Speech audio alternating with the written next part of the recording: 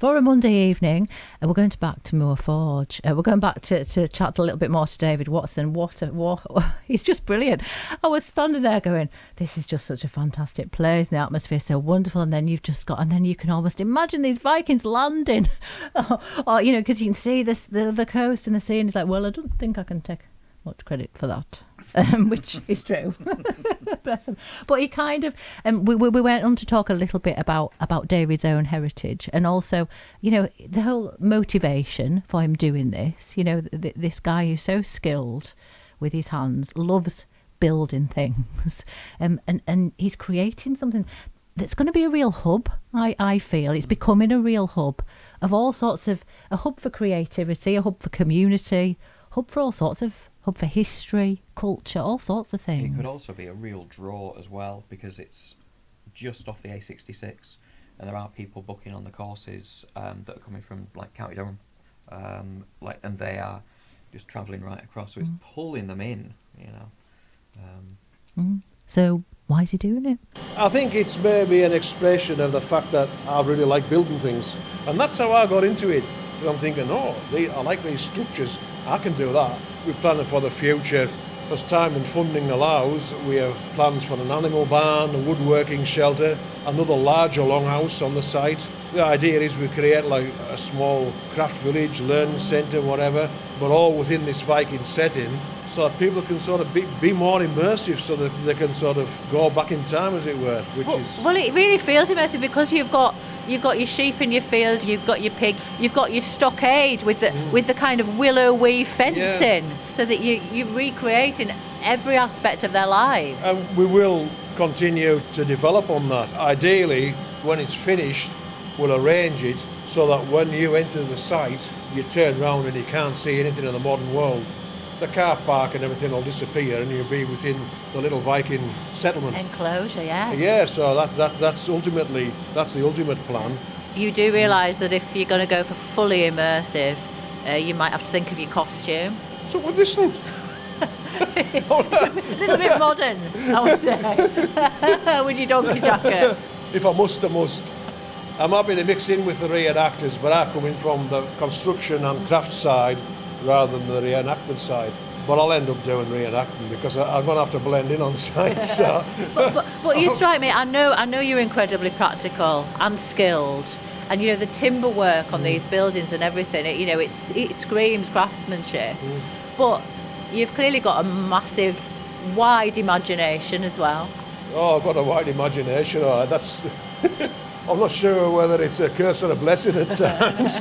And how much of this for you is about keeping these ancient skills alive as well? Most of it. Modern life is going more and more tech. I don't do tech. Partially it's because I'm a bit of a Luddite that I'm going back in time. I think it's good for people. It's good for their heads. It's doing something creative with your hands. I think it's a very healthy thing. Gets you away from the stresses of modern life. Endless screens, endless form filling, endless paperwork, all the stuff that I really don't like is what I don't do on site. And it's just doing something with your hands and getting dirty and just creating something. And I think that's a really healthy thing to do. It's also connecting to your past. Of course. As well, isn't it, really? Is. It's more than more than just working with your hands. It's what those hands are doing that fires your imagination. Even just this site, the site itself, I inherited. It was bought by my great-grandfather, the site, and it's been in my family for over 100 years.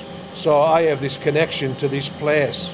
I haven't just come out of the middle of the town and come into the countryside and said, I'm going to do this. That'll be a good spot, yeah? Yeah, no, it's where my roots are. My uncle and my father were born here, and my uncle lived his entire life on this site. I think it's quite a nice thing to do to honour your parents' past, to keep the place alive. I like that idea. That's fab, isn't it? Hands up, Luddites. Everybody's hands gone up. Way. Oh, I love that. I'm right with him. Get rid of the tech. Absolutely. Exactly. Yeah, but it's that real. He has got a real sense of place, and doesn't that come back so often in any sort of creative endeavour, whether it's writing, whether it's literature, whether it's art, whether it's theatre? That that rootedness. Well, it doesn't matter where it is, but somebody's sense of belonging somewhere, I suppose. Yeah, that creation of sense of place is really critical. Yeah. I think that Imogen, I don't know whether this is going to create a sense of place. It's certainly going to, possibly. I don't know. I'm a little bit in awe of this one because we're going up to. We haven't been up to the gods yet, have we? No, we've stayed very firmly with the Viking Certainly going to take us there. farmers and warriors and drinkers. Skull.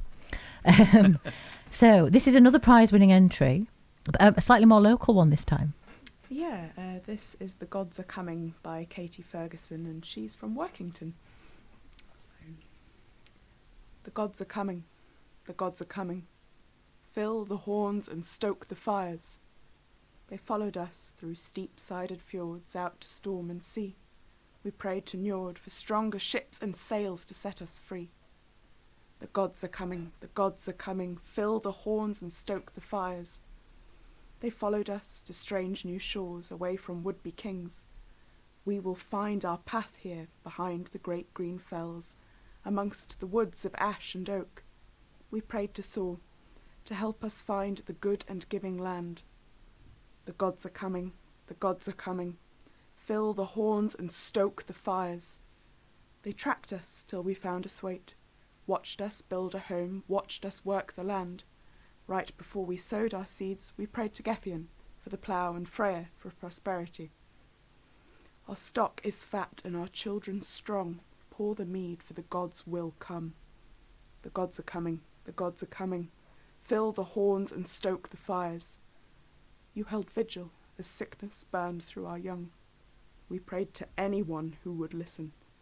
Only one survived the long, dark night. Was this God's sweet mercy or cruel indifference? Go to hell, my sweet.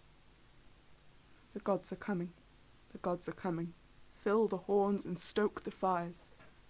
Did they follow us at all? Could our cries be heard across seas and mountains? Is our laughter heard over wind and wave? Is our joy felt as much as our despair? Do they cheer our victories and lament our defeats? Do they even notice us at all?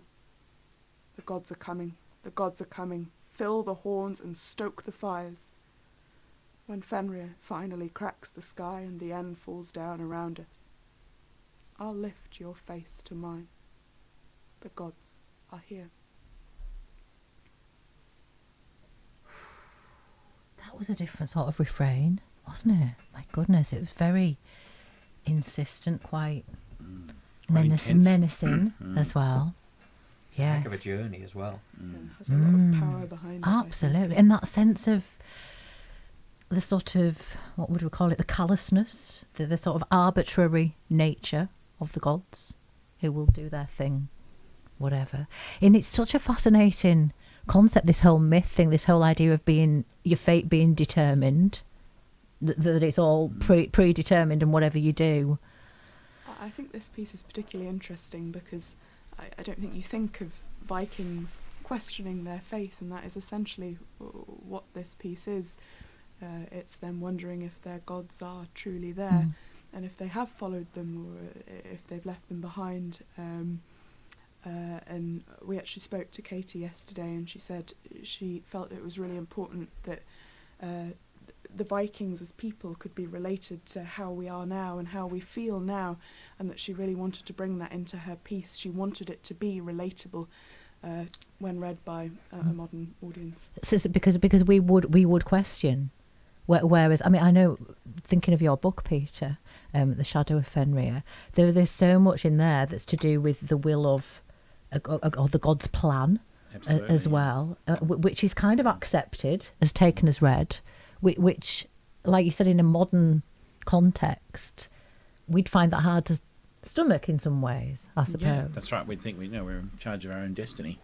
Whereas, in Fenrir, definitely poor old Ratolf's fate is sealed, really, and every time he tries to step out of that, the gods come back and stomp on him and say, nope, that's not what's going to happen. And that's very much how the Vikings thought, that, your path is set. It's fascinating, that, isn't it? Because for a race that we think of as so powerful and as so go-getting and as so scary in some ways, that they were actually felt themselves to be at the mercy of these greater beings, and totally implicitly followed that. Yeah. You clearly, that resonated with you, didn't it? You read it so beautifully, Imogen. Yeah, I really like that piece. I think it's one of the ones I thought of as being quite theatrical. You can imagine them all stood round the fire with the gods are coming, the gods are coming. It's like they're being roused up, and it's just it has power behind it. You feel like you're disappearing back into the longhouse